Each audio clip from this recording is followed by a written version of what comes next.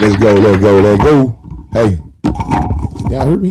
Hey, I can't hear myself. Hold up. Let me get this. Oh, yeah, I can hear me. It's a trip. All right. Breaking news, man. Pooh Shiesty might be getting a bond, man. Y'all stay tuned, man. Say this City Nash over there, City Nash News. He gonna break it down. He gonna break the paperwork and everything, and why Pooh Shiesty might get a bond, man. He could be hitting these streets real soon. Hey, man, I just want to let y'all know. With that being said, man, we need 100 subscribers, man. Y'all jump in there. Make sure y'all subscribe. Y'all come through here watching this video. Free chance to win $500. Y'all subscribe. Hit that like button, man. You gotta be in the comments. You gotta be a subscriber, and you gotta be in the comments to win this little prize, man. And y'all really need to get me to that 1,000, man. I'm trying to get to 1,000 subscribers. With that being said, we don't condone the violence. We don't condone anything they're doing in this video. We're just doing this for education and research purposes only. We do not condone the uses of drugs or sales of drugs. That being said, let's get it, City. Pooh Shiesty might be getting a bond.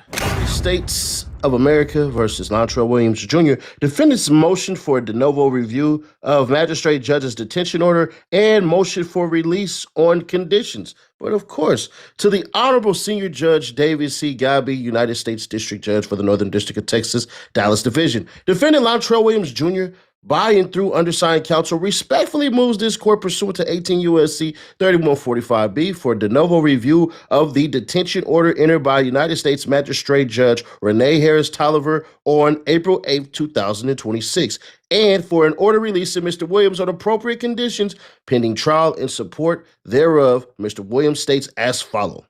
Introduction.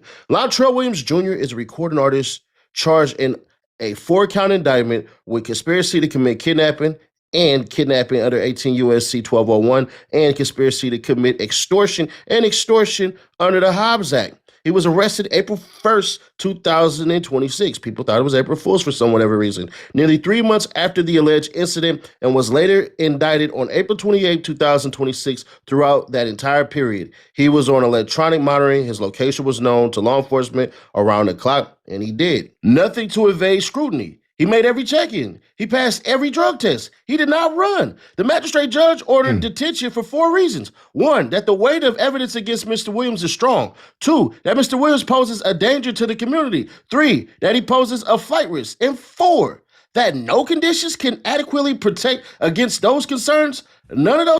Now, hold on, y'all. Now, look, each one of them, 1, 2, 3, 4, but the boy done turned, City Nash going to break it down. The boy turned himself in. He never ran. Even when he did the stuff in Florida, he flew in the court and turned himself in Florida when they had the supposedly jacking with the McLaren. The boy's not a flight risk. He had an electronic monitor on his leg, so he wasn't trying to run. He didn't cut it out. He ain't, man.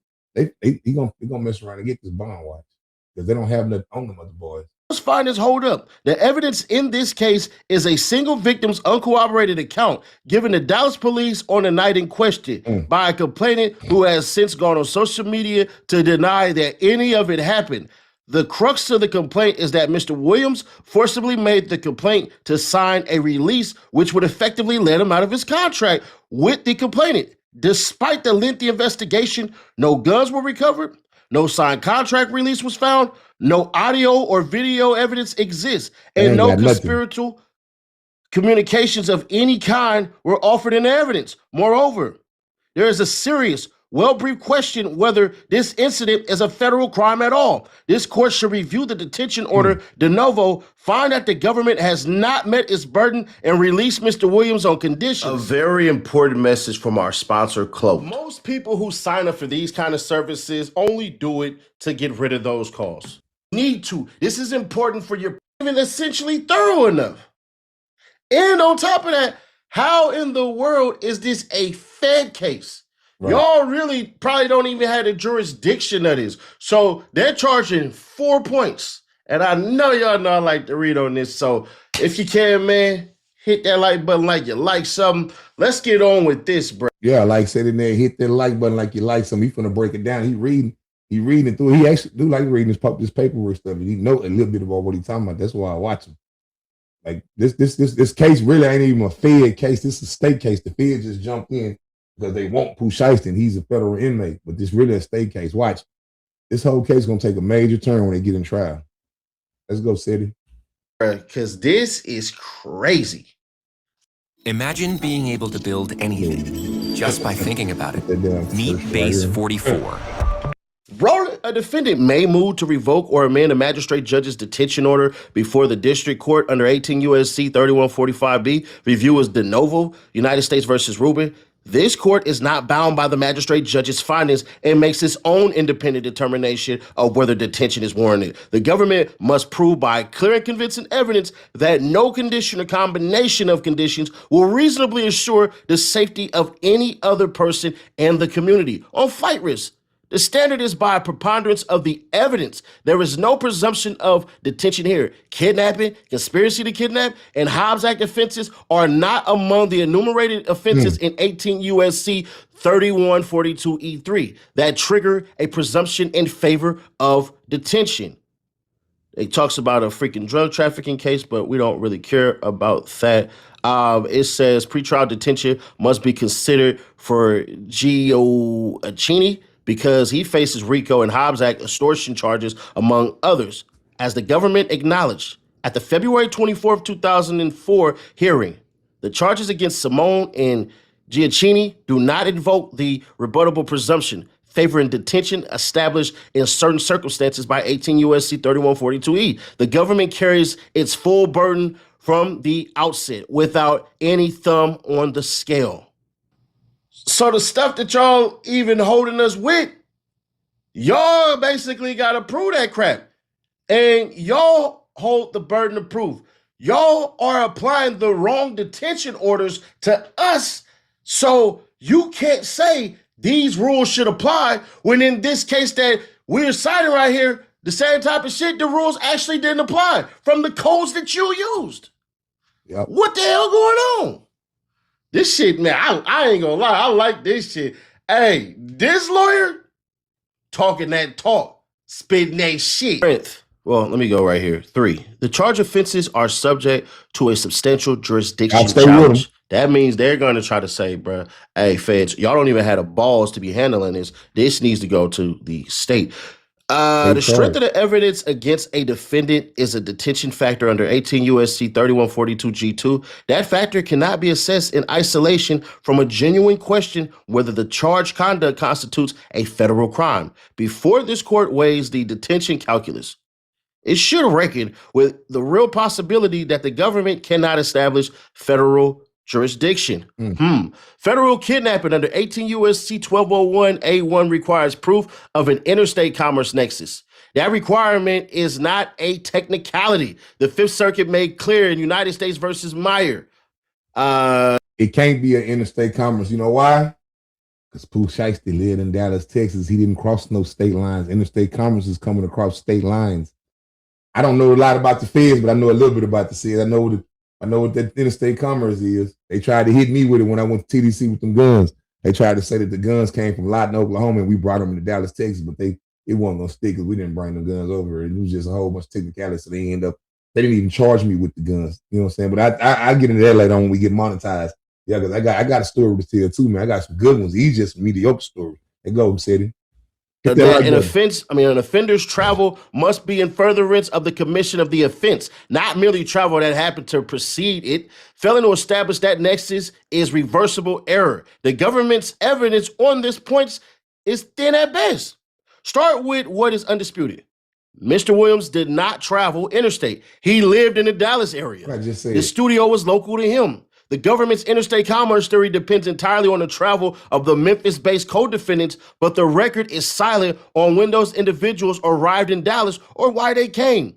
Defense counsel pointed out at the hearing that they had reportedly been in the area for a week before the alleged incident. If that is true, their travel long predates any conspiratorial purpose and cannot satisfy Meyer's furtherance requirement. The government never asked its own witness when the co-defendants arrived, and that silence is telling. The government's backup theory that RD's cell phone constitutes an instrumentality of interstate commerce used during the offense fares no better. The mere presence of a phone does not clear the judicial bar of 1201. Absent evidence, the phone itself was used across state lines in furtherance of the kidnapping. A phone in someone's face while a contract is allegedly signed at gunpoint inside a recording studio in Dallas, is not interstate commerce. Wait, what? Holy shit. I thought it was the guns. But it goes on to say, no firearms were recovered. The government's third potential nexus theory, firearms manufactured outside Texas, rests on nothing in evidence. Bro, so they have no heat. That's what they hit his house for. When they were showing that they hit Pooh Shiesty and them dad's ass, or whoever has that had all the cars in front of it, they was looking for that heat, man, but they couldn't find the heat. So they really ain't got the guns. They ain't even got the letter that he supposedly signed, the paperwork to get him out of his contract. They ain't even got the video. So what they got? Gucci said he ain't cooperating. Gucci said he ain't none of them talk to the feds. So there you go. Same shit I'm talking about in the All-Star JR case. Y'all stop, man. Hit that like button, man. Y'all be low riding on me. Hit that like button, man. Share this. The point for present purposes is straightforward. Where jurisdiction is genuinely contestable, the weight of the evidence cannot fairly be called strong. Get exclusive Mortal Kombat 2 wallpapers for your PC. Getting paid out the commercials. So since y'all don't have the evidence y'all say y'all have, saying, oh, bro, they traveled because they was going to rob Gucci Mane, how's they going to rob this man when basically the cell phone is going to show what exactly? Then on top of that, y'all don't have the guns. So you damn near can act like I would have played stupid and been like, that's like me and some homeboys going to Las Vegas, being from California, getting into it with some people and all this shit. And next thing you know, instead of y'all letting the freaking Las Vegas PD handle it, you bastards, AKA the feds, y'all decided to dip your hands in here and say, oh no, this is on us. No. Like, bruh, this, I know this thing seems kind of boring to y'all, but bruh, this shit is fascinating. 4. The weight of the evidence does not support detention. The magistrate judge found the weight of the evidence strong. A fair reading of the record compels the opposite conclusion. The entire case rests on a single witness who is publicly recanting. Strip away what the government does not have. And what remains is this. RD told Dallas police on the night of January 10th that Mr. Williams put a gun on him, forced him to sign a contract release, and robbed him of his jewelry. That statement relayed through an FBI agent who was not present at the incident and who did not interview RD herself. Is the sum of total government's case as presented on the core offense, Special Agent Hansen conceded on cross that FBI has not taken a formal statement from any of the 5 alleged victims in the 4 months since the incident? More damaging still, RD, the man at the center of the case, has gone on social media and denied that any of this occurred.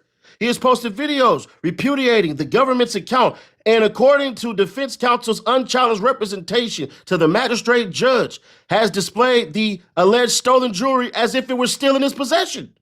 Agent Hansen did not know about these posts and confirmed that no one from the FBI has spoken to RD after they appeared. A complaining witness publicly recanted the offense is not a minor evidentiary wrinkle. It is a fundamental problem. The government is asking this court to detain a man based on the conduct that the government's own complaining witness is denying took place. That is not a strong case. It is it is a case in serious trouble. B, the physical evidence does not exist. Agent Hansen acknowledged the following on cross-examination. No firearm has been recovered. The contract release has not been recovered. The video recording of RD's alleged verbal release has not been recovered. No communication, whether text, calls, DMs, or any other form establishing a pre-planned conspiracy have been identified. The only physical evidence connecting the alleged scheme to advanced preparation is a Staples receipt for a print job, which is alleged to have been the mysterious contract release. However, no signed copy appears to exist. The FBI executed search warrants on Mr. Williams' apartment at arrest. They found no firearms. They found no stolen jewelry. They found no contract release. 3 months of investigation, and the cupboard is bare. C, the complaint itself contains a factual error the government has not corrected. The criminal complaint misplaces the alleged gun display. It describes the firearm being produced inside the control room. Agent Hansen conceded on cross. All right, y'all. All right, man. Look at this, man. They ain't got nothing. All the evidence is horse pucky. It's all washed up, man. They still gonna try to convict this boy. You already know how it's the feds. You know how they play dirty. But from right now, what they're saying, man, this boy might get a bond, man. Y'all hit that like button, man. Like, share, and subscribe, man, to this oldest channel in Dallas, my hood of stories, man. Keep rocking with me, man. Get me on up there, man. Get me on up to them 1,000 views, man. We can do this giveaway. I'm hoping we can get this next 100 in the next week or two. Really in the next 2 or 3 days. But you know, hey, man, it is what it is. But hit that like button, man. Peace.